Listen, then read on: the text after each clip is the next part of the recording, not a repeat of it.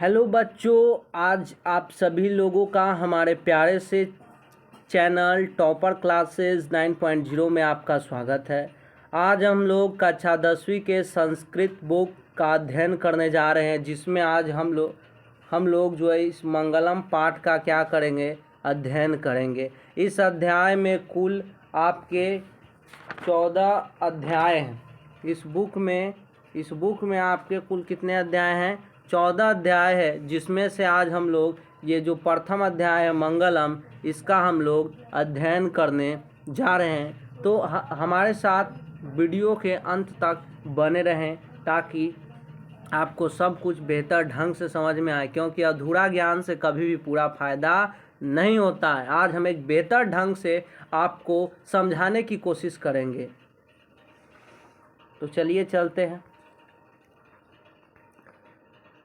देखिए बच्चों, ये है हमारा अध्याय, प्रथम अध्याय, जिसका नाम है मंगलम। मंगलम का अर्थ होता है कल्याणकारी, मतलब कल्याण करना। उपनिषद वैदिक वाङ्मयस्य अंतिमे भागे दर्शन शास्त्र सिद्धांतानां प्रकटयन्ति। यानी जो उपनिषद है वो वैदिक साहित्य के अंतिम भाग दर्शन शास्त्र के सिद्धांत को प्रकट करता है। यानी जो उपनिषद है वो वैदिक साहित्य है, उसके अंतिम भाग, उसका जो अंतिम भाग है दर्शन शास्त्र, उसके सिद्धांत को प्रकट करता है। उसके बाद सर्वत्र परम पुरुष परमात्मनः महिमा प्रधानतया ज्ञायते, मतलब सर्वत्र यानी सभी जगह परम पुरुष परमात्मा, यानी सभी जगह परम पुरुष जो परमात्मा है उनकी महिमा मुख्य रूप से गाई जाती है। यानी सभी जगह जो परमात्मा है उनकी महिमा मुख्य रूप से गाई जाती है। तेन परमात्मनः जगत व्याप्तम अनुशासितम चास्ति, बोल रहा है कि परमात्मा से ही यह जगत, यह संसार क्या है? अनुशासित है। परमात्मा से ही यह जगत क्या है? अनुशासित है। च एव सर्वेषां तपस्या परम लक्ष्यम, मतलब यही जो है सभी तपस्या का परम लक्ष्य है। मतलब जितनी भी तपस्याएं हैं सभी तपस्याओं का यह परम लक्ष्य है। अस्मिनः पाठे, इस पाठ में परमात्मपरा उपनिषदाम पद्यात्मका पंचमंत्रा संकलिता संति, बोल रहा है कि इस पाठ में परमात्मा के लिए उपनिषद, ठीक है क्या बच्चों, उपनिषद के 5 मंत्र संकलित है। यानी यह जो हमारा मंगलम पाठ है इसमें कितने मंत्र संकलित है?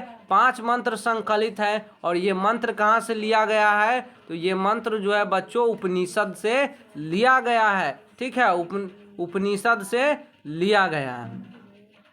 अब एक प्रश्न परीक्षा में यह भी आता है कि मंगलम पाठ के जो रचनाकार है तो वो रचनाकार कौन है? तो मंगलम पाठ के रचनाकार वेदव्यास जी हैं, ठीक है। मंगलम पाठ के रचनाकार कौन है बच्चों? तो वेदव्यास हैं। और यह जो पाठ है इसमें जो मंत्र है वो पद के रूप में है। किस रूप में है? पद के रूप में है। तो पद का मतलब क्या होता है? देखिए, एक होता है गद्य और एक होता है पद। तो गद्य यानी होता है कविता और पद यानी होता है कहानी। तो इस पाठ में जो मंत्र है वो किस रूप में है? कविता के रूप में है। इसलिए बोलेंगे कि इसमें जो मंत्र है वो पद्यात्मक रूप में है, यानी कि कविता के रूप में है, ना कि गद्यात्मक रूप में यानी कहानी के रूप में, ठीक है। तो इस पाठ में जो मंत्र है वो किस रूप में है बच्चे लोग? तो वो मंत्र जो है हमारा कविता के रूप में है, यानी पद के रूप में है। अब देखिए, इस अध्याय में जो 5 मंत्र है वो कहाँ से लिया गया? तो वो उपनिषद से लिया गया है। अब वो जो है कितने उपनिषद से लिया गया है? तो 4 उपनिषद से लिया गया है। कितने उपनिषद से लिया गया बच्चे लोग? 4 उपनिषद से लिया गया। मतलब इस पाठ में जितने भी मंत्र हैं वो कितने उपनिषद से लिए गए हैं? 4 उपनिषद से लिए गए हैं। तो अब हम पढ़ते हैं लिख रहा है हिरण्मयेन पात्रेण सत्यस्य पिहितं मुखम तत्वं पुष्यन् पावृणु सत्य धर्माय दृष्टये।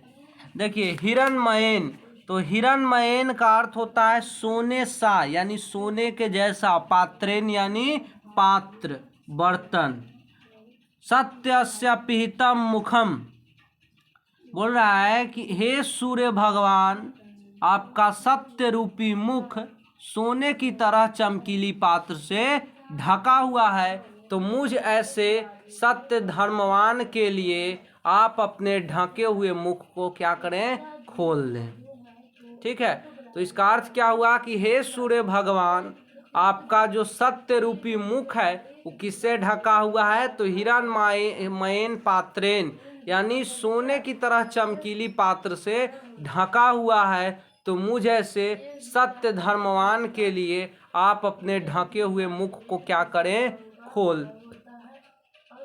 ठीक है, ये किस उपनिषद से लिया गया है, तो देखिए यहाँ पर लिखा हुआ है ये जो है ईशावास्य उपनिषद। किस उपनिषद से, ईशावास्य उपनिषद से ये जो है आपका लिया गया है। ठीक है, ये किस उपनिषद से लिया गया है, ईशावास्य उपनिषद से लिया गया है।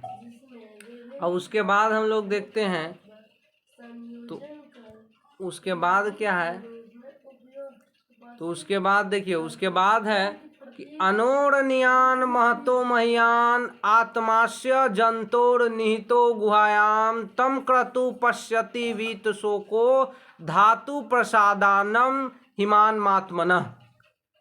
अनोरणीयान यानी अनु से भी छोटा, महतो मह्यान यानी महान से भी महान। बोल रहा है कि अनु से छोटा और महान से भी महान जो आत्मा है वो प्राणी के हृदय रूपी गुफा में क्या है, विद्यमान है। यानी इस पूरे श्लोक का अगर हम अर्थ की बात करें तो इसका अर्थ होगा कि प्राणी के हृदय रूपी गुफा में, यानी जो प्राणी है, जो इस संसार में जितने भी जीव है उनमें आत्मा है, तो प्राणी का जो हृदय रूपी गुफा है, ठीक है, उसमें रहने वाला जो आत्मा, यानी आत्मा कहाँ रहता है, तो प्राणी के हृदय रूपी गुफा में रहता है। और प्राणी के हृदय रूपी गुफा में रहने वाला जो आत्मा है वो अणु से भी छोटा और महान से भी महान है। ठीक है, यानी प्राणी के जो हृदय में रहने वाला आत्मा है वो अणु से भी छोटा और महान से भी क्या होता है, महान होता है। जिसके चले जाने पर ओछी बुद्धि वाला व्यक्ति शोक रहित होता है। ओछी बुद्धि का मतलब होता है कम ज्ञान वाला व्यक्ति, कम ज्ञान वाला व्यक्ति क्या होता है, शोक रहित होता है। ठीक है, क्योंकि उसे सत्य से जीता जा सकता है, झूठ से नहीं। मतलब कह रहा है कि प्राणी, जो प्राणी है, जितने भी जीव हैं, उस प्राणी के हृदय रूपी गुफा में, उस प्राणी के हृदय में रहने वाला जो आत्मा है वो अणु से भी छोटा और महान से भी महान होता है। यह जो मंत्र है 21 उपनिषद से लिया गया है, तो यह जो मंत्र है ये कठोपनिषद से लिया गया है। यह जो मंत्र है वो किस उपनिषद से लिया गया है, तो कठोपनिषद से लिया गया है। ठीक है, कठोपनिषद से लिया गया है। उसके बाद आगे देखिए, आगे क्या है, तो सत्यमेव जयते नानृतम सत्येन पंथा विततो देवयान येना क्रमं त्रिस्यो आप्तकामा यत्र ततत सत्य परम निधानम। बोला है सत्य की ही जय हो, सत्यमेव जयते यानी सत्य की ही जय हो। कह रहा है कि सत्य से ही देव मार्ग विस्तार होता है, यानी देव का जो, देवता का जो मार्ग होता है वो किससे विस्तार होता है, सत्य से ही विस्तार होता है। यानी सत्य से ही देव मार्ग विस्तार होता है, जिसके द्वारा जो ऋषिगण हैं उस सत्य के नज़दीक पहुँचते हैं। जिसके द्वारा जो ऋषिगण हैं वो किसके नज़दीक पहुँचते हैं, सत्य के नज़दीक पहुँचते हैं। क्योंकि यहाँ और वहाँ, मतलब यहाँ धरती पर और वहाँ देवलोक में सत्य ही मूल खजाना है। देखिए बच्चे लोग, ऑब्जेक्टिव में क्वेश्चन आ सकता है कि सबसे बड़ा खजाना क्या है, तो सबसे बड़ा आपका जो खजाना है वो क्या है, सत्य है। क्या है बच्चे लोग, सत्य है, यानी सत्य ही मूल खजाना है। तो इस पूरे अगर हम श्लोक का अर्थ का बात करें तो इसका अर्थ हो जाएगा कि सत्य से ही देव मार्ग विस्तार होता है, यानी सत्य के द्वारा ही जो देव मार्ग है, देवताओं का जो मार्ग है उसका क्या होता है, विस्तार होता है, जिसके द्वारा ऋषिगण, जो ऋषिगण हैं मतलब बहुत सारे जो ऋषि हैं उस सत्य के नज़दीक पहुंचते हैं, यानी उसी मार्ग से जो ऋषिगण हैं उस सत्य के नज़दीक पहुंचते हैं, क्योंकि यहाँ और वहाँ मतलब यहाँ और वहाँ सत्य ही मूल खजाना है। मतलब यहाँ धरती पर और वहाँ देवलोक में जो सत्य है वही मूल खजाना है, यानी वास्तविक खजाना है। यह जो पाठ है ये कहाँ से लिया गया, तो यह जो है मुंडको उपनिषद, यह जो है मुंडको उपनिषद से लिया गया है। ठीक है, इससे भी प्रश्न आता है, ये जो है आपको एक लाइन दे देगा, बोलेगा कि यह जो है यह किस उपनिषद का भाग है, तो आपको बोलना है कि यह जो है किस उपनिषद का है, तो यह आपका कौन है, मुंडको उपनिषद का है। ठीक है, मुंडको उपनिषद से लिया गया।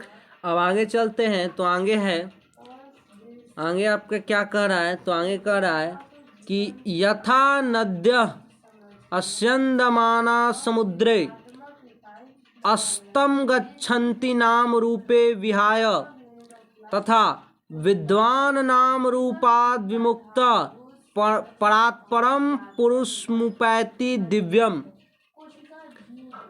तो इसका अर्थ हो जाएगा कि जैसे प्रवाहित होती हुई नदियाँ, जैसे प्रवाहित होती हुई नदियाँ अपने सत्य नाम को छोड़कर समुद्र में जाकर मिल जाती है। ठीक है, यानी कि जो नदी है, तो नदी क्या होता है, नदी प्रवाहित होती है और जाकर के समुद्र में मिल जाती है। तो नदी जब समुद्र में मिलती है तो वो अपने नाम और रूप को क्या करती है, उसका नष्ट हो जाता है, उसका नाम और रूप खत्म हो जाता है, समाप्त हो जाता है और जाके समुद्र में मिल जाती है। तो ठीक उसी प्रकार जो विद्वान व्यक्ति होता है, विद्वान व्यक्ति जो होता है उसका भी जब मृत्यु होता है तो मृत्यु के बाद वो किस में जाके मिल जाता है, तो परमात्मा में जाकर मिल जाता है। जो इस श्लोक का अर्थ हो जाएगा कि जैसे प्रवाहित, यथा, यथा मतलब जैसे, जैसे जैसे प्रवाहित होती हुई नदियाँ, इसका अर्थ क्या हो जाएगा कि जैसे प्रवाहित होती हुई नदियाँ अपने सत्य नाम को छोड़कर, मतलब अपने नाम को छोड़कर समुद्र में जाकर मिल जाती है। यानी कि जैसे जो नदी प्रवाहित होती है, नदी क्या होती है, प्रवाहित होती है और वह जो है जाकर के समुद्र में मिल जाती है, ठीक उसी प्रकार जो विद्वान व्यक्ति है वो भी अपने सत्य नाम को छोड़कर किस में मिल जाते हैं, परमात्मा में मिल जाते हैं। समझ में आया, यानी जिस प्रकार जो नदी है वो जाकर के समुद्र में मिल जाती है और अपने सत्य नाम को छोड़ जाती है, उसी प्रकार जो विद्वान व्यक्ति है वो भी जो है परमात्मा में जाके मिल जाता है और अपने सत्य नाम को क्या करता है, छोड़ जाता है। तो यह जो श्लोक है यह कहाँ से लिया गया है, तो यह जो है ये मुंडको उपनिषद से लिया गया। कहाँ से लिया गया, मुंडको उपनिषद से लिया गया। हमने इस पाठ के प्रारंभ में ही बताया था कि इस पाठ में 4 उपनिषद से, कितने, 4 उपनिषद से मंत्र को संकलित किया गया है, मतलब लिया गया। अब आगे चलते हैं, तो आगे देखिए हमारा ये लास्ट श्लोक है, इसका अर्थ हम लोग देखते हैं। तो इसका वेदाहमेतम पुरुषम महांतम आदित्यवर्णम तमस परस्तात त्वमेव विदित्वाति मृत्युमेति नान्य पंथा विद्ये अध्ययनाय।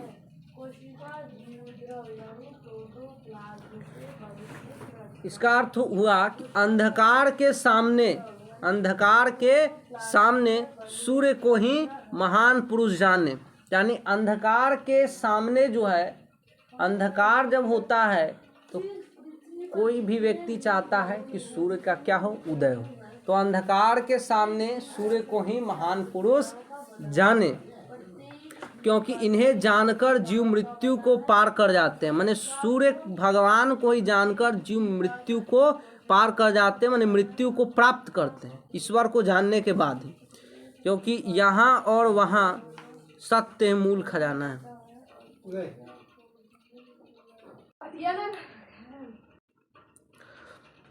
हाँ, तो देखिए बच्चे लोग, अभी हम लोग 5वें नंबर श्लोक का अर्थ समझेंगे। तो इस श्लोक का अर्थ हो जाएगा कि अंधकार के सामने सूर्य को ही महान पुरुष जाने, यानी अंधकार के सामने, अंधेरे के सामने सूर्य को ही महान पुरुष जाने, क्योंकि जो जीव हैं वो इसे जानकर ही मृत्यु को पार कर जाते हैं। यानी कि जो जीव होते हैं उस सूर्य को ही जानकर मृत्यु को पार कर जाते हैं। कह रहा है कि इससे अलग कोई दूसरा मार्ग नहीं है, यानी मृत्यु से अलग कोई दूसरा मार्ग जीवन में है नहीं है। तो मृत्यु से अलग जीवन में कोई दूसरा मार्ग नहीं है। देखिए, अगर इसका हमें अर्थ लिखना होगा तो अर्थ कैसे लिखेंगे? तो अर्थ लिखेंगे कि अंधकार के सामने सूर्य को ही महान पुरुष जाने। ठीक है, यानी अंधकार के सामने सूर्य को ही महान पुरुष जाने, जिसे जानकर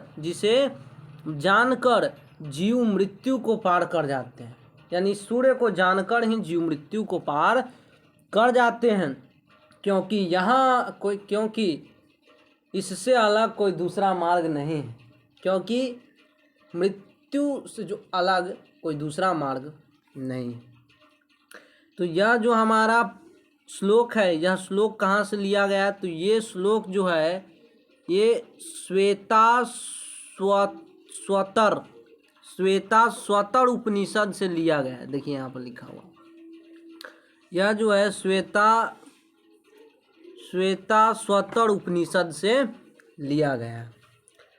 धन्यवाद बच्चे लोग, आपने अपना कीमती समय निकाल कर हमारा वीडियो देखें। अगर आपको वीडियो अच्छा लगे तो प्लीज़ चैनल को लाइक करें और वीडियो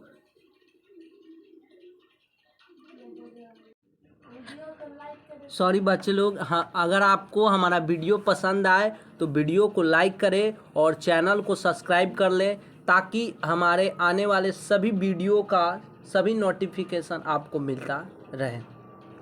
धन्यवाद।